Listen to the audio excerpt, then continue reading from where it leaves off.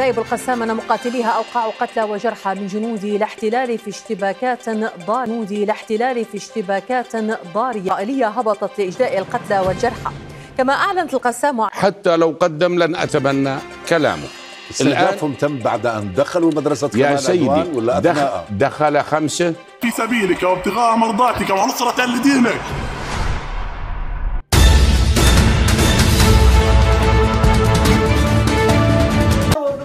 Kenya kun teknologi odeeffannoowwan waayitawaa fi qabatamaa idila addunyaa irratti rakkoowwan gurguddoo baha giddu galeessaa keessatti yeroo hedduu taasifamanidha. Rakkoowwan baha giddu galeessaa keessatti taasifaman keessaa inni guddaan waraana Hamaasii fi Gaazaa keessatti deemaa jiru kan Israa'eliiti. Waraanni kun hangammatti lubbuu 41 seenuun isaa immoo addunyaa wal gaafachiisee jira. Furmaanni global ta'ee fi addunyaa keenya irratti nagaa fidu gama Ameerikaa, Qatar akkasumas immoo Masriitiin barbaadamus isaan sadeen iyyuu maallaqa takka fuula lama ta'anii waraana kana araarsuu hin dandeenye. Sababni araarsuu hin dandeenyeef olaantummaa Israa'el mirkaneessuu waan barbaadaniif waraanni tokko wal dhibdee furmaata barbaadu keessatti haqa akkasumas gaaffiin ummatoota maal akka ta'ee fi wal dhibdee waraana sanii maalirraa akka ka'e madda isaa qorachuun murteessaadha jenneetiin waayaan nufi. Kabajamtoota hordoftoota keenya akkasumas immoo haleellaan galgala kana Iraan fudhachuudhaaf deemti jedhame addunyaa keenya hedduu yaaddessuu bira darbeetiin sadarkaa biraa keessaan ga'uun beekamaadha. Waraana bahee giddu galeessaa kana keessatti meeshaawwan gurguddoon seeraan dhoowwaa ta'an fakkeenyaaf Israa'el yuraaniyeemii adii Libaanos irratti fayyadamuun ragaan mul'atee jira. Israa'el Gaazaa irratti yuraaniyeemii adii fayyadamuun mul'ateeti jira. Inni kun ammoo heera idila addunyaa keessatti haalaan dhorkaa ta'uun beekamaadha jedha. Caayaanius teekinooloojiin kabajamtoota sagantaa keenya haalaan kan hordofaa jirtan laayik, sheer akkasumas ammoo sabskiraayib gochuu hin dagatinaa isin jechuu barbaanna. Miidhaan waraana addunyaa sadaffaadhaan dhufuuf deemu garuu addunyaa keenya hundaaf hedduu wal gaafachiisaa ta'uun beekamaadha. Kabajamtoota hordoftoota keenya Caayaanius teekinooloojiin odeeffannoowwan waayitawaa isin biraan gahuu keessatti kan hundi keessan isin beekuu qabdan tokkoffaa furmaanni baha giddu galeessaa kun maal ta'uu akka qabuu fi waraanni baha giddu galeessaa furamuudhaaf rakkoowwan jalqabaa maddi ka'umsa isaanii eessa kan jedhuu fi aantummaaf olaantummaan Israa'el yeroo ammaan kana baha giddu galeessaa keessatti dhuunfachuudhaaf taasiftuu maaliif ilaalamuu dhabe? United States of America dantaa mataa ishii qofa kabachiisachuuf dantaa mataa ishii qofa mirkaneeffachuudhaaf yeroo ammaan kana kan socho'aa jirtu ta'uun beekamaadha. Haa ta'uuti keessattuu qorannoon saayintistoota dhiyeenya kana taasisan akka ibsutti Israa'el meeshaa heera idila addunyaatiin dhooggaman Gaazaa irratti fayyadamuun ishii beekamaadha jechaati jira. Qorannoon tibba kana Eurostar jedhamuudhaan beekamu tuutni jira saayintistoota kan Raashiyaadhaan qorate immoo rakkoowwan gurguddaa keessattuu walakkeessa Jabaliyaa irratti Israa'el fayyadamte booda heera idila addunyaa hordofsiisuu danda'a jedhameetis tilmaamaa jira. Kabajamtoota hordoftoota keenya addunyaa keenya kan yaaddesse waraanni addunyaa sadaffaa akka jirutti ta'e saayintistoonni addunyaa hedduun isaanii yeroo ammaan kana yaaddoo gurguddaa keessa seenaniitiin jiran.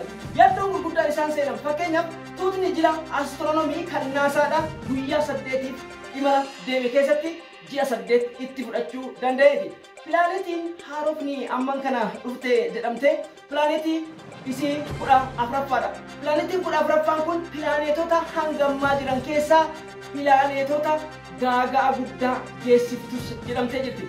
Sababni isiis tokko hurki hafuura isii yookiin ammoo ibidda akkaan cufatti tufuu isii, kan lammataa ammoo dukkanaan guutamuu isii, kan sadaffaa ammoo akkuma beekamu harkisni hamma wantoota gara hawaatti ol deemanii baay'ee ariifataa ta'uu fi dambaliin achirraa furgugu asteroidoota ibiddaan guutaman ta'uun yaaddoo ta'ee jira.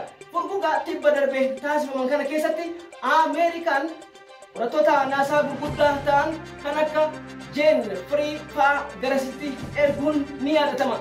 Haa ergan malee tuutni jila qorattootaa kun ammas guyyaa 8 miti ji'a 8ttis deemuu hin dandeenye. Sababni isaas Boeingin gara hawaatti ol lakkifame 4 hojiin ala ta'eeti jira.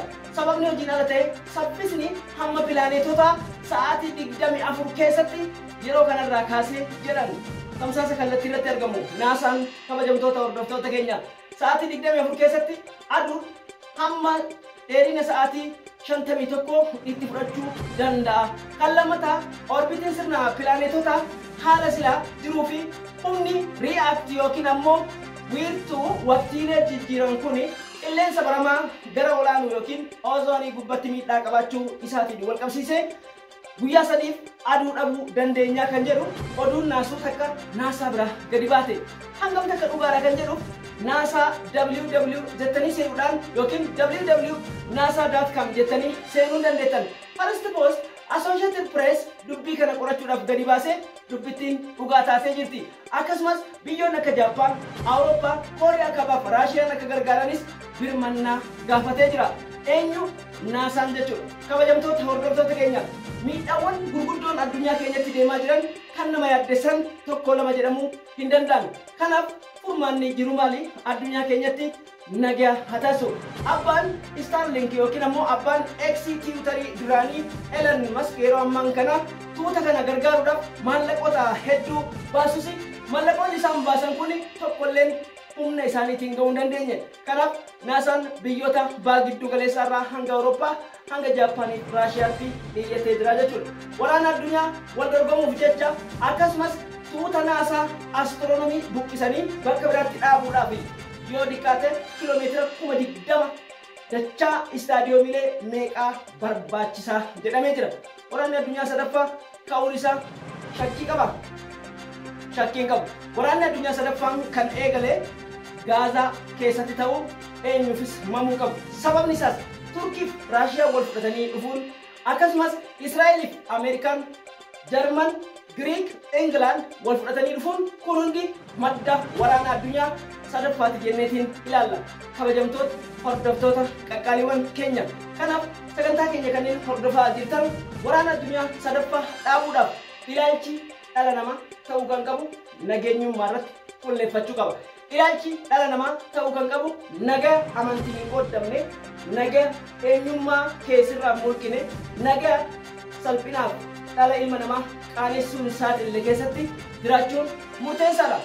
Haa ta'uti dantaan Ameerikaa diinagdeen tokko irraa qabbanaa'ee biyyoota addunyaa walitti buusuun amantiif amantii walitti buusuun siyaasaaf siyaasa walitti buusuun identitii Ameerikaatii jedhama. Hizbollaan Hamas akkasumas Islamic Resistance Force fi Hizbollah dabalatee Hawtiif humni guddaan Iraq galgala kana daqiiqaa muraasaan booda ni eegalame jedhamee shaagala guddaa uumeeti jira. Humni Islamic Resistance Hawti akkasumas IRG Islamic Resistance Force fi Iran Revolutionary Guard hin fudhatan jedhaman addunyaa shaagala guddaa keessa galcheeti jira. Baha giddu galeessaa keessatti Israa'el dhiphatteeti jirti. Yoo xiqqaate Hizbollaan qofti misaa'ilota 6,000 ol qopheessuun ammoo yaaddoo guddaa ta'e biyyoonni hedduun reebicha Israa'el irratti argamu. Oduun keenya dhiyaachuudhaaf daqiiqaa muraasa tofa. Like, share gochuudhaan nu eegaa isin jenna. Caayaa News Teknooloojiin maddeen miidiyaalee inni waamu odeeffachuudhaan ragaa taasifadhaa. Sagalee mujaahidoota jazakallahu hanga walitti deebinutti turtii gaarii. Hojii akkamitti